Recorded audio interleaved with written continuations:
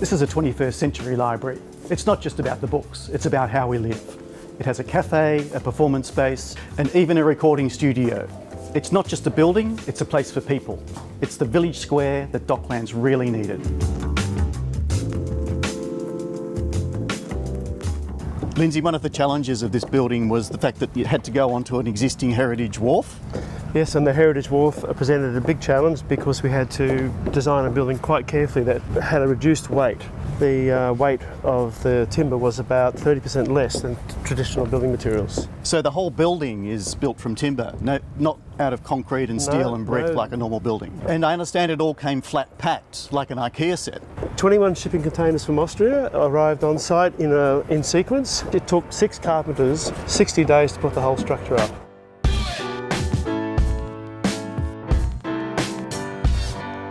Environmental concerns were a large part of the council's brief to the architect. And do you feel like that's been achieved?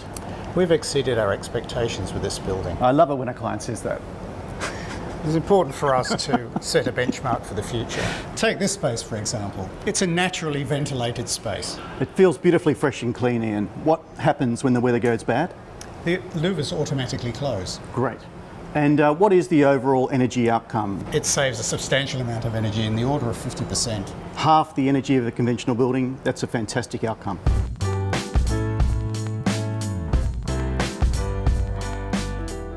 Lindsay, it's a lovely, wide, generous stair connecting the levels. Well, amazingly, the whole stair was taken out of its container and placed on site within 1 hour. Wow. And we can see the joints, we can see the thickness of the timber. It's got a lovely tactile, authentic feel. Well, we really wanted people to understand how the building was made. And from here, I can really get a strong sense of the timber structure of the building. Well, you know, in high winds, it even creaks like an old boat. Fantastic. So, Docklands.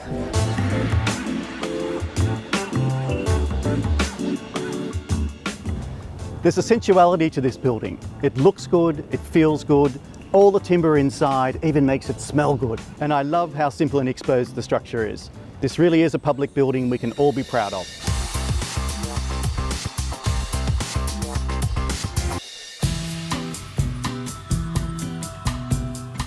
Stefan, obviously everybody experiences a bridge by walking across it, but that's not the only way to experience a bridge, is it?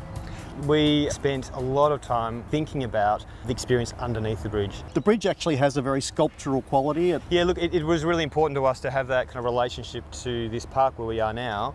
This is kind of a little known kind of pocket of Melbourne, and we wanted to really make sure that the bridge kind of nestled in amongst the trees and within that landscape.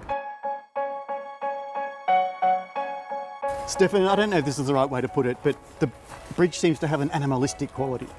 Well, it does. We refer to it actually as a belly for the bridge under here. This kind of creates, very much like the belly of an animal. And the walking legs also create a really dynamic. So the legs are almost stomping, boom, boom. Yes, exactly. In a Jurassic Forest. It's almost like a gigantic animal walking through the park. Yeah. And I noticed on top we have little light fittings that are a bit like dinosaurs, I thought. Well, you call them dinosaurs, but we actually do refer to them as giraffes because they've got that long neck kind of looking out over the bridge. Okay, they're giraffes. Okay.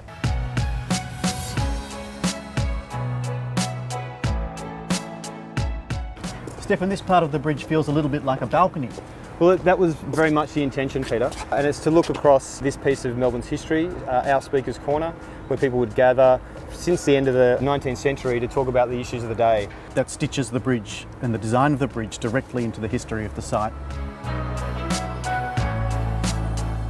It's not expected that architects would design bridges. People would normally expect that's an engineer's job. Well, engineers are closely involved, obviously, but as an architect, you can offer something else. The first structural engineers' drawings for the project are actually very simple, and they get you from point A to point B. But it's this lightweight steelwork that wraps around the outside that is like a filigree and refers back to the branching of the trees and the park just adjacent. So we've got this strong concrete bones, and then we've got this nice negligee around it. Exactly, it's a very good way to describe it. Stefan is right, you know. Why shouldn't architects design bridges? Tanderrum means welcome and safe passage. And the Tanderrum Bridge is a gutsy and yet delicate connection between the tennis centre and the city.